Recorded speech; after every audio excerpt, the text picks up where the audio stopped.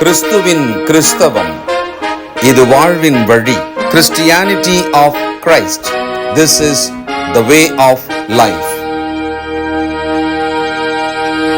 பரிசுத்த ஆண்டவர் இயேசு கிறிஸ்துவின் இனிய நாமத்திலே ஒருங்கிணைந்த சுவிசேஷ புத்தகங்களின் பார்வைக்கு அன்போடு கூட வரவேற்கிறேன். பிரியமானவர்களே, நமது ஆண்டவர் இயேசு கிறிஸ்துவை பின்பற்றினவர்கள் திரளான மக்கள், 70 சீடர்கள், 12 பேர், சிலுவைக்கு அடியிலே ஒருவர் மட்டும். ரொம்ப ஆச்சரியமான ஆண்டவரின் பூமி வாழ்க்கையில் இந்த ஒரு கோணத்தில் நம்ம பார்க்கும்போது நமக்கே ரொம்ப வேதனையாக தான் இருக்கும். என்னடா இது, அவர் தன்னை பலியாக ஒப்பு கொடுக்க வந்தது மாத்திரமல்ல, மனுஷனோட வாழ்க்கையில் எவ்வளவு அற்புதங்களை, அடையாளங்களை, ஆச்சரியங்களை, பிரமிப்புகளை, மரித்தோரை உயிர்த்தெழ செய்து அந்த குடும்பம் மீண்டும் அவர்களோடு கூட வாழும்படியான விஷயத்தெல்லாம் செஞ்சிருக்கிறாரு. அவர் அருகிலே சிலுவையிலே மரிக்கும் பொழுது நிற்பதற்கு ஆள் இல்லை. அப்படிப்பட்டவங்க ஆண்டவர் சிலுவைக்கு போகிறதுக்கு முன்னால் ஒரு கட்டத்தில் அவங்களுக்கு ஒரு கேள்வி வந்திருக்கு. அது வீட்டிலலாம் பேசியிருப்பாங்க, ஃப்ரெண்ட்ஸ் எல்லாம் பேசியிருப்பாங்க, அவங்க உறவுக்காரங்கெல்லாம் பேசியிருப்பாங்க. என்னப்பா தொழிலை விட்டுட்டு இப்படி போயிட்டீங்களே, இந்த குடும்பத்துக்கு நாளைக்கு என்ன ஆகும்? அவரை கொல்றதுக்கு முயற்சி பண்ணுறாங்க, அவரை பிடிக்கிறதுக்கு முயற்சி பண்ணுறாங்க. ரோம அரசாங்கம் ஒரு பக்கம் தொந்தரவு செய்து, யூத மத தலைவர்கள் ஒரு பக்கம் தொந்தரவு பண்ணுறாங்க. இவ்வளவு சூழ்நிலை இருக்கும்போது உங்களுக்கு என்ன தான் கிடைக்க போகுது கேட்டிருப்பாங்களா இல்லையா? நிச்சயமாக வாய்ப்பு இருக்குது. அதனால் பேதுரு ஒரு முறை மனம் வெடித்து கேட்குறார். மத்தேயு 19:27. அப்பொழுது பேதுரு அவரை நோக்கி, இதோ நாங்கள் எல்லாவற்றையும் விட்டு உம்மை பின்பற்றினோமே, எங்களுக்கு என்ன கிடைக்கும் என்றான். அதுக்கு மேலே இருக்கிற கான்டெக்ஸ்ட் என்ன சொல்லி முடிச்சார்ன்றது நம்ம கவனிக்கணும். என்ன சொல்லி முடிச்சார் ஆண்டவர்? ஐஸ்வர்யவான் தேவனுடைய ராஜ்யத்திலே பிரவேசிப்பது ரொம்ப கடினம், அரிது. அப்போ ஐஸ்வர்யவானாக இருக்கிற ஒருவன் இந்த பூமியிலே ஐஸ்வர்யத்தை நம்பி வாழ்ந்து அதிலேயே அவன் முடிஞ்சிடறான். ஆனால் கர்த்தருக்குள்ளே அவரை நம்பி வாழுகிறவர்கள் நிச்சயமாக மேன்மை அடைவாங்க. அப்போ யார் தான் ரட்சிக்கக்கூடும் அப்படின்னு ஒரு கேள்வி கேட்டுங்க. அப்போது சொல்கிறாரு, மனுஷரால் கூடாது தான், தேவனால் எல்லாம் கூடும். இந்த கான்டெக்ஸ்ட் பேசி முடித்த பிறகு தான் அவர் எப்படி ஆரம்பிக்கிறார்? அப்பொழுது பேதுரு, நாங்கள் எல்லாவற்றையும் விட்டு விட்டுல வந்தோம். இப்போ ஐஸ்வர்யமான் தான் ராஜ்யத்தில் நுழையிறது கடினம்னா, எல்லாத்தையும் விட்டு வந்தவங்களுக்கு என்ன கிடைக்கும்? ஐஸ்வர்யவானாக இருக்கிறவன் ராஜ்யத்துக்குள்ளேயும் வர முடியாது, பரலோக பாக்கியத்தையும் அடைய முடியாதுன்னா எல்லாத்தையும் விட்டுட்டு வந்தவங்களுக்கு என்ன கிடைக்கும்? நியாயமான கேள்வி தானே. அது மனசுக்குள்ளே ஒரு ஓரமாக எப்போவுமே இருந்த கேள்வி. சூழ்நிலையின்படி திடீர்னு வெளியில் வந்த மாதிரி வந்துடுச்சு. இது சீடர்களுக்குள்ளாகவே கூட பேச்சாக இருந்திருக்கலாம், யாருக்கு தெரியும்?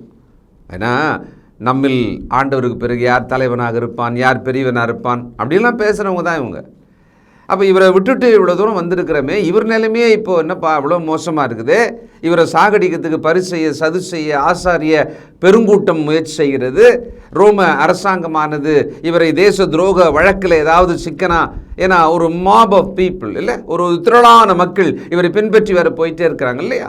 எப்பவுமே ஒரு மத சம்மதமான ஒரு பெரிய எழுச்சி ஏற்பட்டு திரளான ஜனங்கள் அந்த பக்கம் போகும்போது அரசாங்கம் அதை கவனிக்கும். ஏன் அப்படின்னா, அந்த அரசாங்கத்துக்கு எதிராக ஏதாகலும் இந்த திரளான மக்களுக்கு ஊட்டப்படுமானால் ஆட்சியில் இருக்கிறவனுக்கு பிரச்சனையாக மாறிடும். அதனால் ஆட்சியாளர்கள் என்ன பண்ணிடுவாங்கன்னா, இந்த திரளான ஜனங்களை அழைத்து கொண்டு போகிற மனிதர்களை பிடித்து தங்களுக்கு சாதகமாக்கி திரள் ஜனங்களையும் தங்கள் பக்கமாக சாய்த்து கொள்ள முயற்சி பண்ணுவாங்க.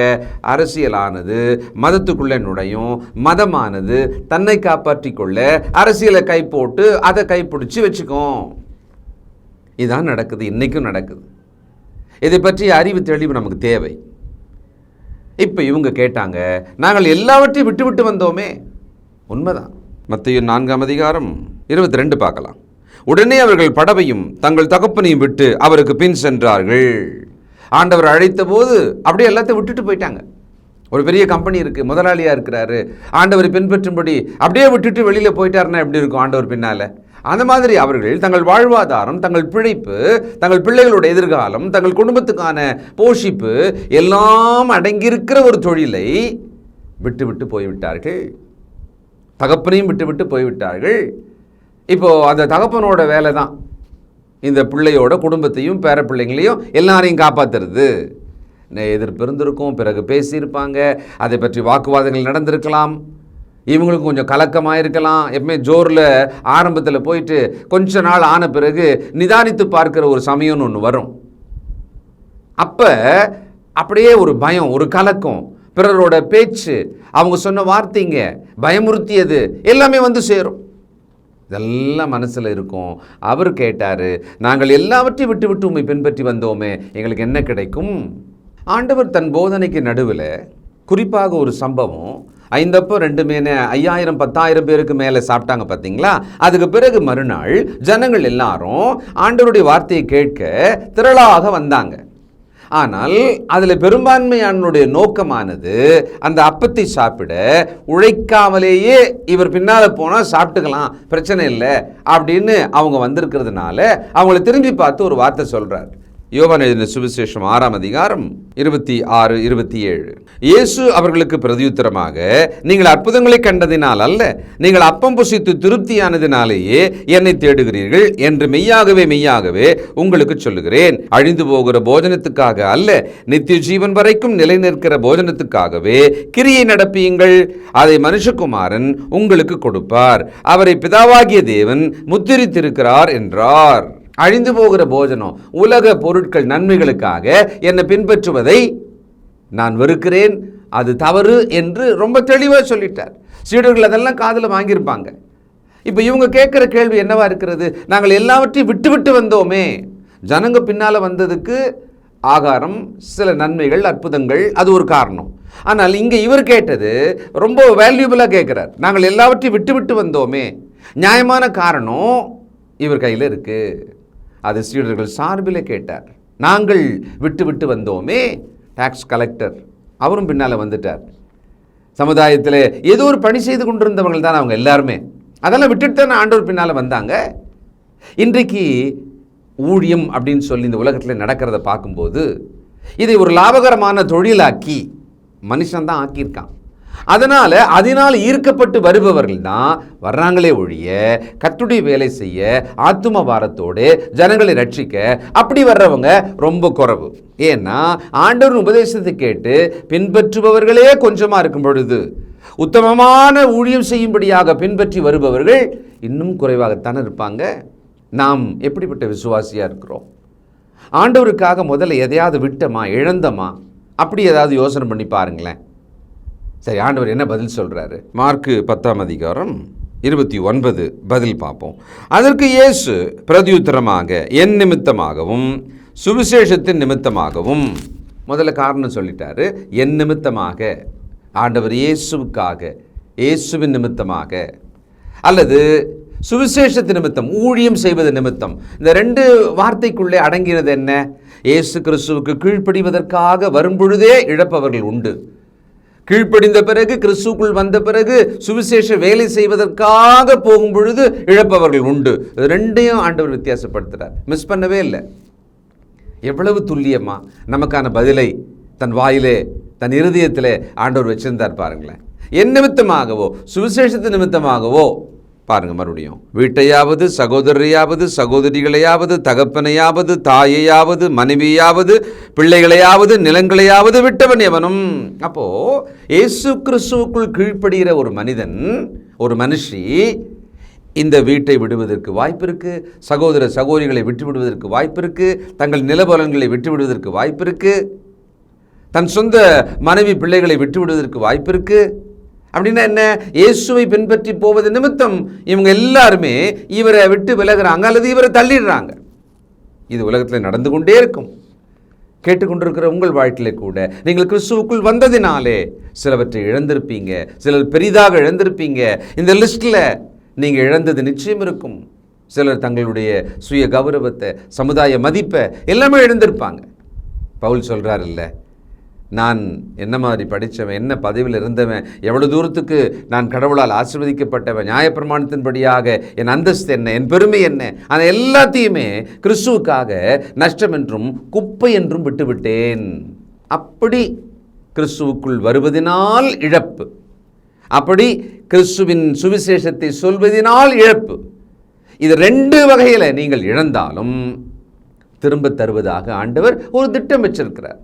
இப்போ எல்ஐசியில் பணம் போட்டால் இத்தனை வருஷத்துக்கு நீங்கள் போடுங்க, பிறகு உங்களுக்கு இவ்வளவு தொகை கொடுக்கப்படும். ஒரு அஷூரன்ஸ் கொடுக்குறாங்க இல்லையா, அஷ்யூர்டு ரிட்டர்ன் சொல்கிறாங்களா இல்லையா? அதுபோல் இந்த 2 காரணங்கள் நிமித்தமாக ஒருவர் கிறிஸ்துவுக்குள்ளே நீங்கள் இருப்பீர்களானால், வாழ்வீர்களானால், நீங்கள் அந்த தியாகம் செய்திருப்பீர்களானால், நீங்கள் அதை இழந்திருப்பீர்களானால், கிறிஸ்துவின் நிமித்தமாகவோ நீங்கள் விசுவாசியாக வாழலாம், அல்லது சுவிசேஷத்தின் நிமித்தமாகவோ நீங்கள் இப்பொழுது ஊழியம் செய்து கொண்டிருக்கலாம். என்ன கிடைக்கும்? 30. இப்பொழுது இம்மையிலே, நல்லா புரிஞ்சுக்கோங்க, இப்பொழுது இம்மையிலே துன்பங்களோடு கூட 100 வீடுகளையும் சகோதரரையும் சகோதரிகளையும் தாய்களையும் பிள்ளைகளையும் நிலங்களையும் மறுமையிலே நித்திய ஜீவனையும் அடைவான் என்று மெய்யாகவே உங்களுக்கு சொல்லுகிறேன். இதில் ஒரு நம்பர் இருக்குல்ல, எனக்கு பிடிச்ச நம்பர் தான் அது. ஆக்சுவலாக 100 ஊழியத்தில் சோர்ந்து போகும் பொழுது, இல்லை கஷ்டம் நெருக்கடின்னு இருக்கும் பொழுது நான் இதை நினைக்கிறது உண்டு. தேவன் தான் சொல்லியிருக்கிறாரு.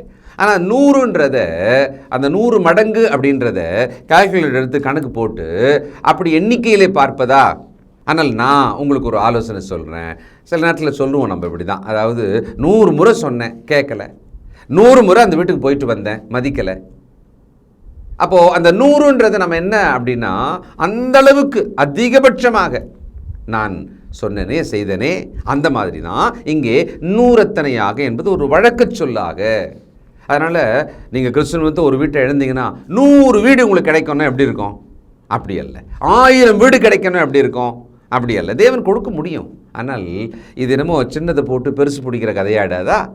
ஆண்டவர் சொன்னது என்னன்னு சொன்னால், இவைகளெல்லாம் விட்டு விட்டால் இம்மையில் அந்த ஆசீர்வாதங்களை தேவன் உங்களுக்கு கொடுப்பார், மறுமையில் நித்திய ஜீவனை கொடுப்பார்.